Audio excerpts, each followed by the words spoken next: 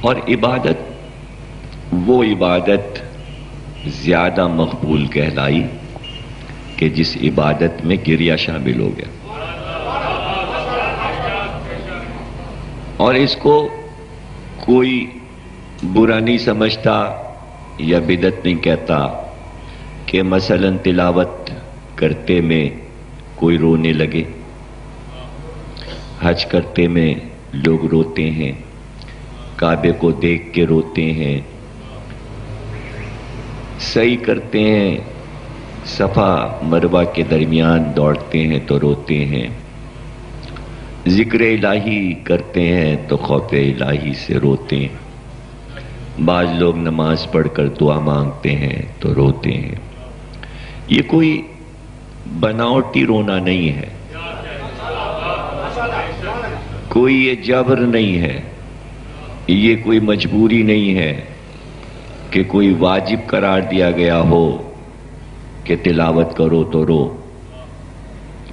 حج کرو تو رو، نماز پڑھو تو رو، نہیں،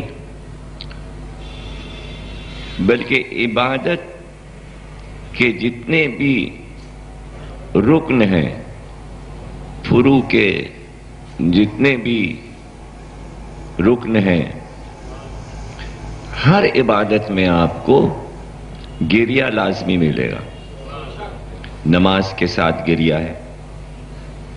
رمضان میں لوگ جب جمعۃ الوداع پڑھ رہے ہوتے ہیں، رمضان کو رخصت کر رہے ہوتے ہیں، تو سب رو رہے ہوتے ہیں کہ اب چونکہ حدیث ہے کہ رسول اللہ رمضان کو رخصت کرتے ہوئے روتے تھے، لیکن واجب نہیں قرار دیا کہ مطلب سب روئیں ضرور، لیکن روتے ہیں۔ شیعہ سنی سبھی جب رمضان کو الوداع کہتے ہیں تو چیخ چیخ کے روتے ہیں۔ جب آخری ہفتہ ہو رہا ہوتا ہے رمضان کا تو ایک شور گریہ ہوتا ہے مسجدوں میں۔ شب قدر کے جب اعمال ہوتے ہیں تو اعمال کرنے والے بھی روتے ہیں، جو اعمال کرواتا ہے وہ بھی رو رہا ہوتا ہے۔ تو آج تک کسی نے اس پر تبصرہ کیوں نہیں کیا کہ یہ رونا پیٹنا کون سا ہے؟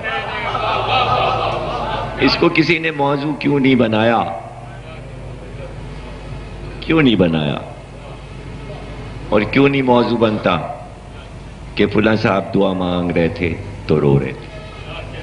اچھا، اگر سب چھوڑ دیجئے، نماز پڑھنے میں نہیں کوئی روتا، رمضان کو رخصت کرتے ہوئے نہیں روتا، تو بعض موقع ایسے آ جاتے ہیں کہ جہاں بڑی مجبوری ہو جاتی ہے، اور وہ مثلاً کسی کا عزیز قریب بیمار ہے، بیٹا بیمار ہے، سخت بیمار ہے، بچنے کی امید نہیں ہے، محبت کرنے والا کوئی عزیز قریب بیمار ہے، اب وہ اس کے لیے جب دعائیں مانگتا ہے کہ یہ بچ جائے، یہ ٹھیک ہو جائے، تو اب وہ مجبور ہے رونے کے لیے۔ یعنی وہاں اس کو واجب مستحب یہ سب نہیں دیکھنا، بلکہ اس کو یہ معلوم ہے کہ یہ جو دعا ہم مانگ رہے ہیں تو ہمارا اختیار آنسوؤں پہ نہیں ہے، اس لیے کہ اس کی محبت جو ہے وہ اس کو رونے پہ مجبور کر رہی ہے کہ وہ رو رو کے لوگوں سے بیان کرے کہ یہ بیمار ہے، اس کے لیے دعا کر دیجیے گا، آنکھوں میں اس کے آنسو ہیں۔ تو اب یہاں پر پتہ چلتا ہے کہ فطرتی ہے یہ عمل، یہ بناوٹی عمل نہیں ہے۔ اس لیے کہا قُلْ لَا أَسْأَلُكُمْ عَلَيْهِ أَجْرًا إِلَّا الْمَوَدَّةَ فِي الْقُرْبَىٰ، کہ جب محبت کرنے لگو گے تو پھر اس کی ضرورت نہیں پڑے گی کہ حسین کے لیے بیٹھ کر بناؤ کہ روئیں کیسے، بلکہ دل میں جب محبت ہوگی تو ان کی خوشی پر دل خوش ہوگا، ان کا غم سن کے خود بخود ہم رونے لگیں گے۔ جہاں محبت ہی نہیں ہے شروع سے کسی کے دل میں محبت ہی نہ ہو تو ایسا تو دنیا میں کوئی انسان پیدا ہی نہیں ہوا کہ جو یہ کہہ دے میرے دل میں کسی کے لیے محبت نہیں ہے۔ تو محبت تو دل میں رکھ دی ہے اللہ نے۔ انسان اپنے ماں باپ سے محبت کرتا ہے، اپنی اولاد سے محبت کرتا ہے، اپنے عزیز رشتہ داروں سے محبت کرتا ہے، اور پھر مادی محبتیں ہیں، اس کو اپنے مکان سے محبت ہوتی ہے، زمین سے محبت ہوتی ہے، اپنے پیشے سے محبت ہوتی ہے، جس چیز پہ لاکھوں کروڑوں روپے لگاتا ہے اس چیز سے محبت ہوتی ہے۔ اگر وہ برباد ہو جائے تو روتا ہے، افسوس کرتا ہے کہ ہائے ہمارے ہاتھ سے کیا نکل گیا اور یہ کیا ہو گیا۔ تو اللہ نے کہا کہ یہ مادی دنیا پہ تمہیں رونا آئے گا، کیوں رو رہے ہو؟ یہ رونا ضائع جائے گا، یعنی مادی چیزوں پہ رونا یا اولاد کے لیے رونا یا عزیز اور رشتہ دار کے لیے رونا ہم کسی حساب میں نہیں رکھ رہے ہیں، کوئی اس کا ثواب نہیں ہو رہا۔ تو آنسو ہے، گریہ ہے، رونا ہے، تو کیوں نہ اس کو ثواب بنا لو، اور ہم تمہارے لیے ثواب بنائے دے رہے ہیں کہ ایک گھرانے سے محبت اور اس کے لیے رونا، تو یہ رونا ہمارے لیے ہوگا، ہمارے لیے ہوگا، اللہ کے لیے، اس لیے کہ جس چیز کا حکم اللہ دے کہ یہ کرو تو وہ عمل اس کے لیے ہو رہا ہے۔ آدم کو سجدہ نہیں ہو رہا ہے، آدم کو سجدہ اللہ کے لیے ہو رہا ہے۔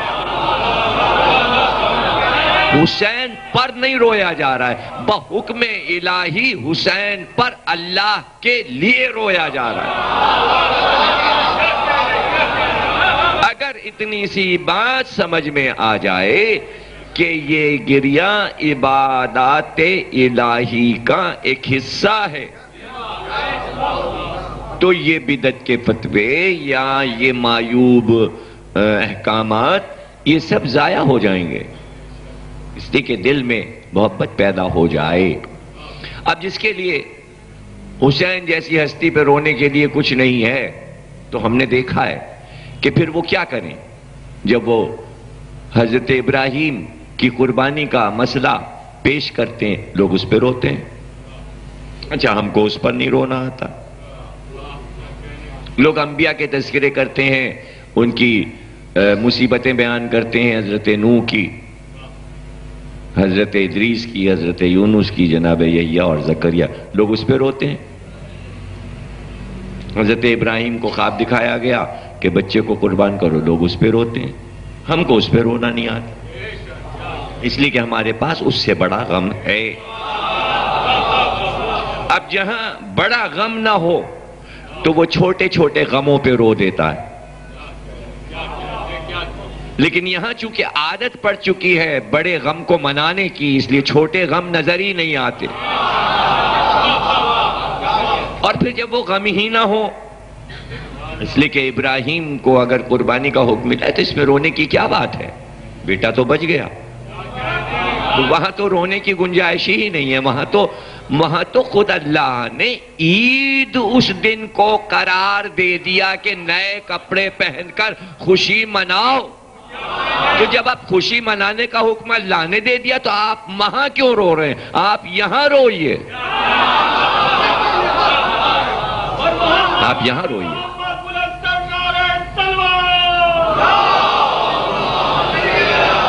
بعض ذہنوں میں یہ بات گھسی ہوئی ہے کہ عاشور کا دن عید کا دن ہے، تھا جو بقرعید کا دن ہے وہ غم کا دن بننے والا تھا اور اسے خوشی کا بنا دیا، وہ عاشور جو عید کا دن تھا اسے غم کا دن بنا دیا، تو یہ تو اس پر منحصر ہے کہ خوشی کو غم، غم کو خوشی بنا دے، اور جب وہ بنا دے تو پھر وہی حکم ہو جاتا ہے۔ ہاں اسماعیل ذبح ہو جاتے تو ماتم ہو رہا ہوتا، لیکن کون کرتا ماتم؟ ماتم کون کرتا؟ ظاہر ہے کہ کوئی امت اگر چھوڑتے حضرت ابراہیم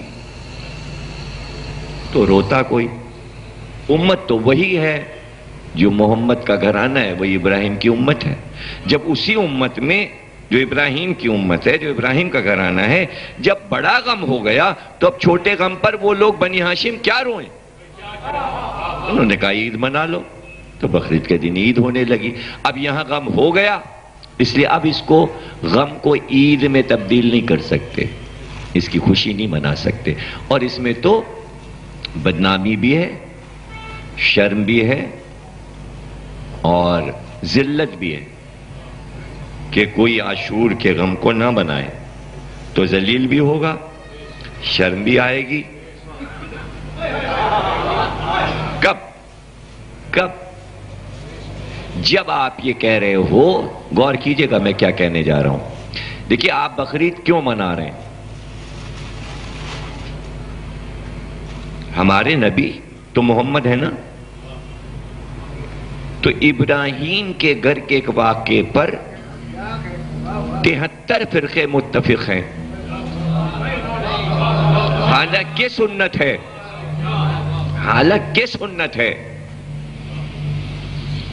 سنت ہے یعنی واجب نہیں ہے قربانی، لیکن سنت کو واجب سمجھ کر رہے ہیں کہ کہیں سے پیسے پیدا کر کے بکرا یا گائے لانی ہے۔ کیوں اتنا اصرار کیوں ہے؟ نہ کیجئے، سنت قرار دیا۔ سنت کا مطلب یہ چھوڑ سکتے ہو، اگر نہیں ہے، رقم نہیں ہے تو آپ چھوڑ سکتے ہو۔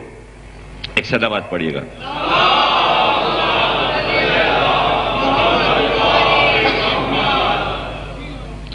تو چھوڑ دیجئے، نہ کیجئے، گناہ نہیں ہوگا۔ اگر کسی سال بکرا اور گائے نہ کاٹیے تو نامہ اعمال میں گناہ نہیں لکھا جائے گا۔ ہاں جو کر رہے ہیں ان سے یہ پوچھئے کیوں کر رہے ہو، مطلب کس کو خوش کر رہے ہو، کس کو خوش کر رہے ہو؟ یعنی اگر آپ نے نہ کی قربانی اور قیامت میں حضرت ابراہیم کا سامنا ہوا تو کیا حضرت ابراہیم ناراض ہو جائیں گے کہ تم نے میرے بیٹے کے بچنے پر خوشی کیوں نہیں منائی؟ آپ آرام سے کہہ دیں گے خوشی تو دل میں تھی کہ آپ کا بیٹا بچ گیا، پیسے نہیں دے کے بکرا لاتے، گائے لاتے۔ ابراہیم نے کہا کوئی بات نہیں، جاؤ جنت میں جاؤ۔ یعنی یہ چارج محشر میں نہیں لگے گا آپ پر کہ ابراہیم اللہ سے یہ شکوہ کریں کہ اس امت نے میرے بیٹے کے بچنے پر عید نہیں منائی۔ ایسا کوئی فتویٰ نہیں ہے، ایسی کوئی آیت نہیں ہے، مناؤ یا نہ مناؤ۔ ابراہیم تم سے پوچھیں گے نہیں، اگر تم نے منایا ہے تو کوئی بہت بڑا انعام بھی ابراہیم نہیں دیں گے، اس لیے کہ انعام دینا ابراہیم کے ہاتھ میں ہی نہیں ہے، مسئلہ ہے محمد کے ہاتھ میں۔ ہاں محمد پوچھیں گے کہ میرا بیٹا عاشور کو مارا گیا تھا، کیا کیا ہے، خوشی منائی یا غم؟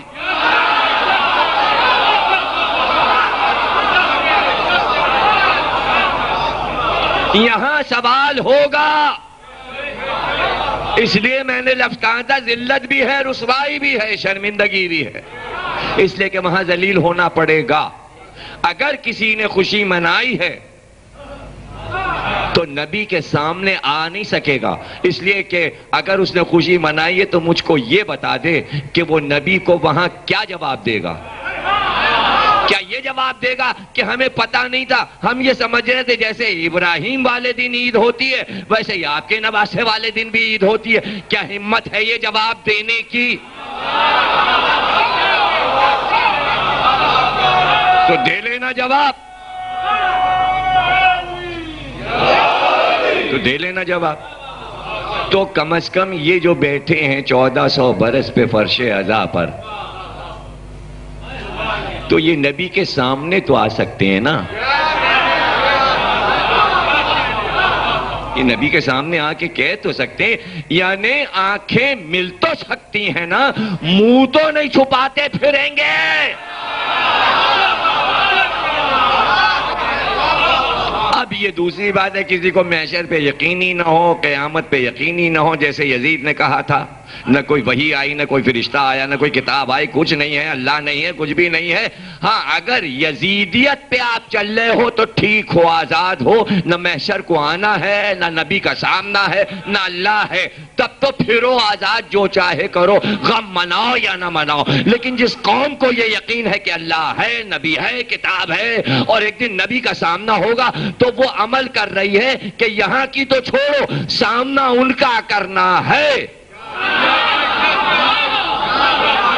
شفاعت ان سے طلب کرنی ہے، تو شفاعت کے لیے کوئی درخواست تو ہو سفارشی۔ تو آج آپ کسی بڑے عہدے کو پانے کے لیے سفارش کرنے والے کو تلاش کرتے ہو، اس قوم کا کیا کہنا کہ محمد سے درخواست دے کر کہنا ہے ہمیں جنت دے دیجئے، تو جب محمد کے پاس درخواست پہنچے گی تو سفارش میں حسین کا نام